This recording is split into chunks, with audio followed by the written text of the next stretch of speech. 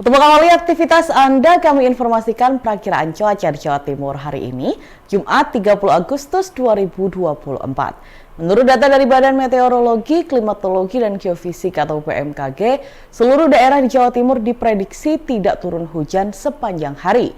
Cuaca akan bervariasi, mulai cerah hingga berawan. Wilayah Lamongan akan menjadi daerah terpanas di Jawa Timur, dengan suhu maksimal mencapai 35 derajat Celcius. Untuk daerah terpanas kedua, dengan suhu tertinggi 34 derajat Celcius, akan dialami sejumlah wilayah, di antaranya Surabaya, Sidoarjo, Bangkalan, Bojonegoro, Jombang, Kediri, Madiun, Mojokerto, Nganjuk, Ngawi, Sampang, dan Tuban.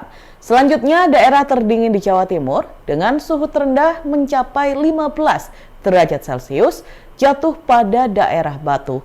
Lalu daerah terdingin kedua dengan suhu terendah 19 derajat Celcius akan dialami wilayah kota dan Kabupaten Malang.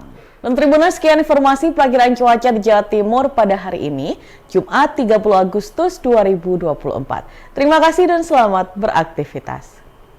Download Tribun X sekarang, menghadirkan lokal menjadi Indonesia.